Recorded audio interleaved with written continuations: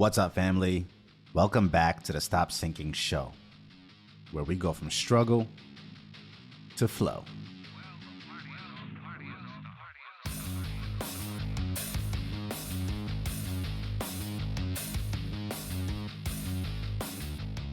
As someone who constantly studies greatness and probably a poor student as of yet, I'm always fascinated by one overarching thought that always runs through my head.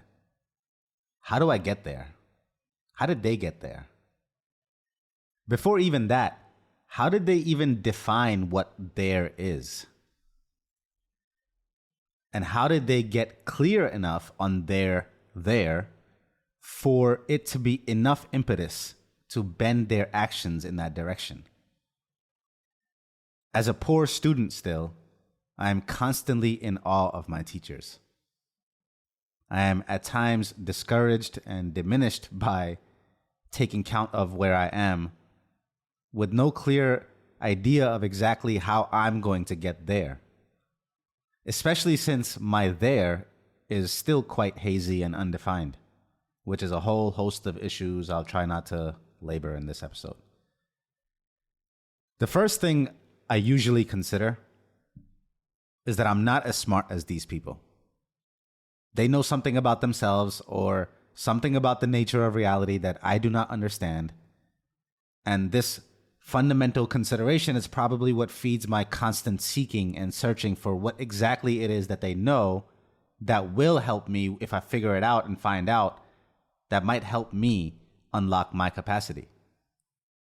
And I suspect this is what feeds the entire self-help industry. People thinking that they aren't enough yet, don't know enough yet, don't have what that missing piece is yet. And so continues the search outside for what is probably not there outside.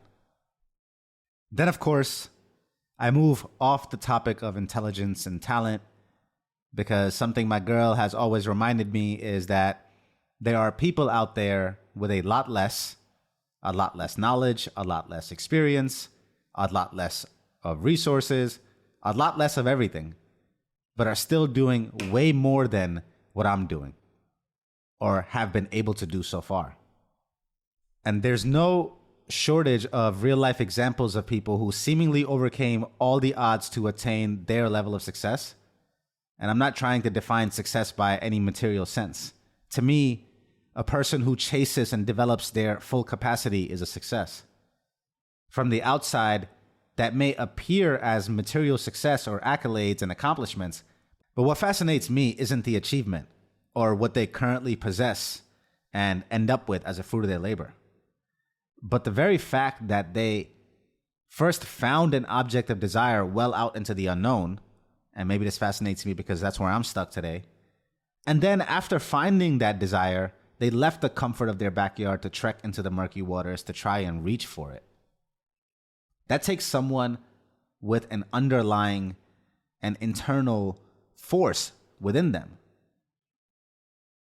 Maybe some purpose that drives them, or maybe dark energy needing to compensate or prove something. Either way, I'm fascinated by that entire developmental curve. And regardless of what steams it, what delivers the result is something that I suspect is same across all variety of motivations. The thing that delivers the result, no matter what the drive is internally, is action. That's the thing that it all hinges on. What becomes clear to me over and over again is that what you become is less a matter of what you are and more a matter of what you do with what you are. Talent is often quoted as being only 10% of the equation. That whole hard work beats talent when talent doesn't work hard bit.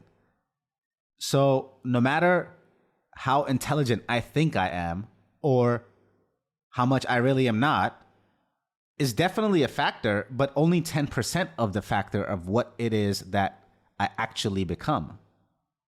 The 90% is hinged on what it is that I actually do.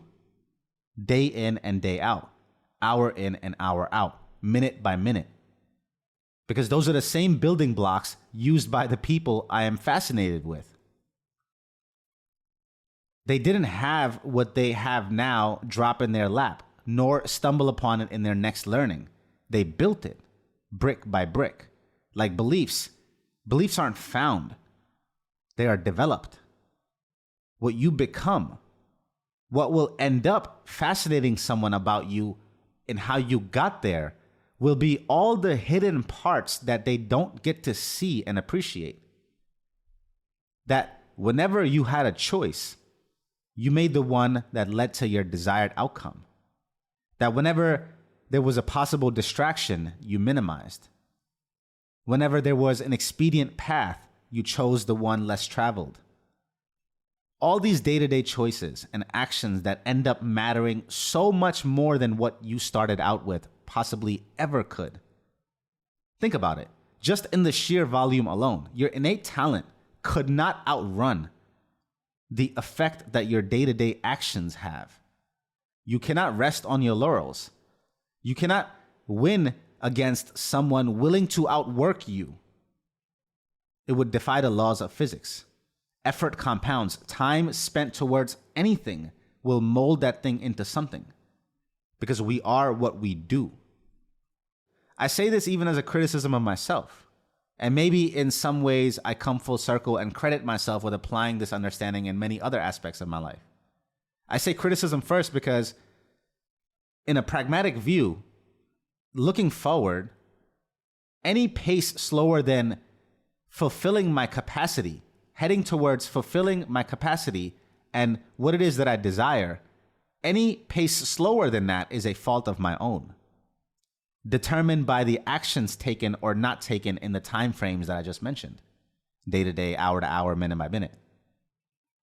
And credit can only be given looking back. So sure, I haven't exactly had an idle life.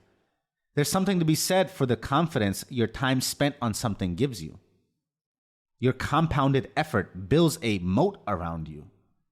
No matter how talented or brilliant a person is, you cannot contest with what I have consistently done for almost 2 decades.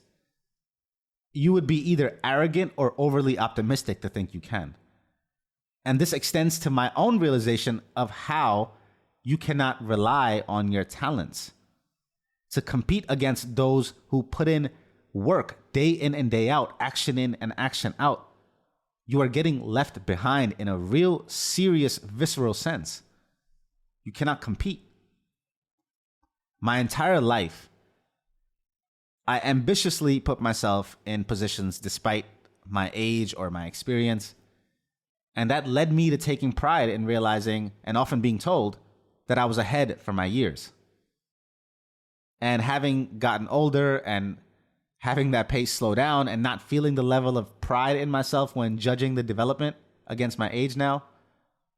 And also, probably ironically, being the older guy now who sees the younger ones with full of potential as them being well ahead of where I was, I can't help but it all coming back to the theme of today's episode. Action. Somewhere in there, at that time when I was outpacing my years, I always did more. And funny enough, I stole the idea from Casey Neistat's tattoo. I used to literally Sharpie write "do more" on my left forearm on a daily basis while sitting in my corporate job. And my managers didn't like it. But clearly they didn't get the message, so I left. But seriously, the message was for me. A reminder to myself that I can always do more than what I'm doing. And somewhere in there, I stopped doing more, and a lack of action decays you fast. And in recognizing my own failing at this, I tend to see this in other people as well. I cannot tell you how many smart people I have met in my life. I also see the brilliance in everyone's unique expression. All I see is potential when I meet someone, so I'm constantly speaking to their best and calling forth their best. And maybe this is selfish in a way to affect my own experience, and maybe as a way to be what I wish I had, but also selflessly for them to actually have someone believe in their potential. But either way, I see a lot of intelligence in a lot of people around me. And because I'm naturally invested in people this way, the same emotional tenor that I have for myself, I'm also similarly disappointed and disheartened when I see them fail to grasp at that potential.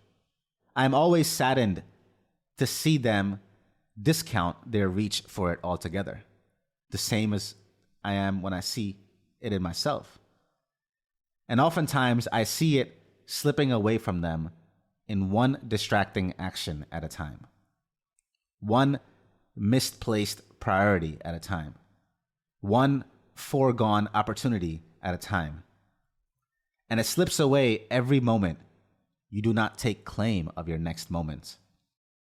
Every time you fail to take claim of what is in store for you.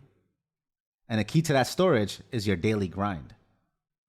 You submit a vote towards who and what you are going to be by everything you grasp with your hands, every direction you walk with your feet, every unnecessary thought you fail to eliminate or manage, every wasteful word you utter or filter.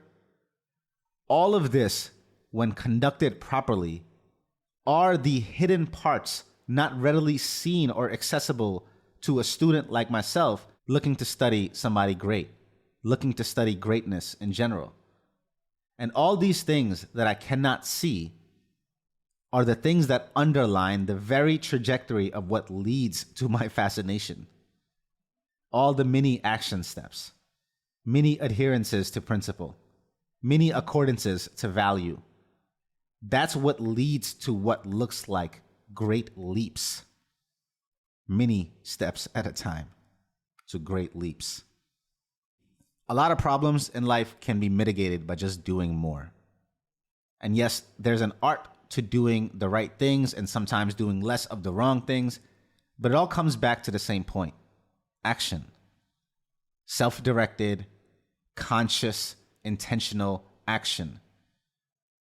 All of what you want in life, everything you want to be, is brought forth by everything you do.